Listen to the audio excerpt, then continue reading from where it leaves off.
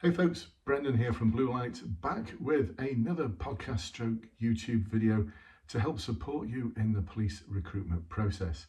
Now, if you're applying for Northumbria Police, actually if you're applying for any force that's got a final interview, then this is a video for you, but specifically around Northumbria because they do something which is quite interesting. One, they can offer you an interview that's not really a final interview because it could come during your online assessment centre week or before it, or it might come after it. There seems to be no rhyme or reason. There's a few of the forces doing that at the moment. I suspect it's to get everyone through, to get the numbers through for the 20,000 uplift. But the other interesting thing they do is they base their interview on their values. So I know this confuses people because haven't we got the competency and values framework? Yes, we have. Are the behaviours within that what you should be assessed against? Yes, they are. So why are forces doing their own thing? Well, because they can. And so Northumbria Police have got something, they've got their own 5 values, which are going to form the basis of your interview. They have a purpose, which is to keep people safe and fight crime. They have a vision to deliver an outstanding police service, working with communities to prevent crime and disorder and protect the most vulnerable people from harm. And then they have 5 values that they are passionate, they are proud, they are determined, dynamic and supportive. So in one of my webinars the other evening, this is one I run every week for those of you who are members of the interview course plus webinars option. You can check the links below for how to join those. This is where we actually get to put it all into practice. Think about the interview course as knowledge and understanding. The webinars are where we get to put all of that knowledge and understanding into practice. I love running them. We learn so much. And the last one I ran, there's probably about half the people there were candidates for Northumbria Police. And so we're very much focused on the sort of questions that you're going to get. And these are sort of questions that you could get in any force. And that's why this video is for you as well. So I know quite a few of you have asked me what sort of questions do you think I could get asked based on these values. So when I take a look at these values, when I take a look at their vision and purpose and other things that are going on in Northumbria Police, I can come up with some best guesses. So pin your ears back, folks. I'm not going to say that these are the questions. I'm going to say that there's a good chance that these are going to be the type of questions that you're going to get. So when we take a look at passionate, I think this could be like a question about you. So first of all, they're going to ask you a question about why you want to be a police officer, or they might just say, tell me a little bit about yourself.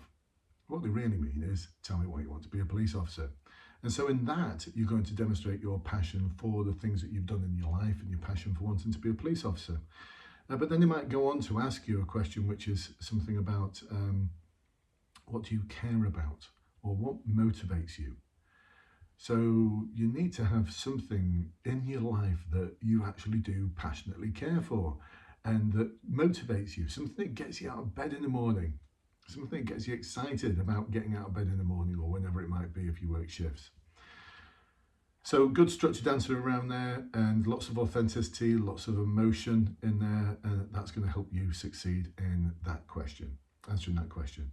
In terms of proud, I think this will be around teamwork. So asking you a question about when you've been part of a team that's achieved something that you're proud of, because that's exactly what you should be aiming to do once you're a police officer in Northumbria. Determined, they talk about keeping communities safe. Well, I know from my experience as a neighbourhood inspector for 8 years that this is a really, really challenging thing to do, and it comes with lots of obstacles. So my guess is they'll ask you a question about a time when you've overcome an obstacle, when you've been determined to succeed in something that's been a very, very difficult challenge for you or has presented obstacles in your way. In terms of being dynamic, I think this will be around decision making, making big, bold, brave decisions, learning from your experiences, having a variety of different sources of information that go into making that decision, but standing by it, make big, bold decisions. So a time when you've actually made a decision that's been a difficult one, a challenging one, and you can put so much in there, honestly, so much in there. You've actually got to have had the opportunity though to deliver on a difficult, challenging decision. And this isn't about choosing what university to go to or what job to do. Or I once had someone who was getting a divorce who tried to persuade me that divorcing his wife was a difficult decision. No, that's just not what they're looking for, because everyone goes through those things. Actually, everyone doesn't go through a divorce, but you see the difference, can't you, between a big life decision and a difficult decision. And supportive. So this is a key one as well, because a lot of the work that they do and a lot of the priorities that Northumbria have are around dealing with people who are vulnerable. So my guess is there'll be a big question around how in the past have you helped to support someone who's been going through a difficult time or has been vulnerable for any reason. So they want to hear about how you've given 120% without being asked to do so and without asking for any thanks or expecting any thanks. So have you given of yourself? Have you given service to others without being asked to do so? Because it's just the right thing to do. So folks, those are the sort of questions that I think you're going to get. Those are the sort of questions you need to prepare for. You need to have good answers that are going to be a good 5 minutes long, because your interview is going to be about 45 minutes long. And they're going to ask you some supplementary questions as well. So you need to have a lot to talk about. 4 things to include. A structured approach to your answers, really, really important. We cover that in the practice sessions. I'm always looking to make sure that you've got a structured approach. Detail, not just what you did, but how you did those things. Going into the fine granular detail of the things you did, the things you said, and why you did those things, and the difficulties that were presented to you, what worked, what didn't work, and why. Authenticity, something about being proud of what you've done, something about being true to your answer, if that makes sense. Getting yourself over the table as being someone, the sort of person who they can trust, the sort of person who they know is going to perform, but the sort of person that they can see working with them at 4 o'clock in the morning when it's all going pear-shaped around them.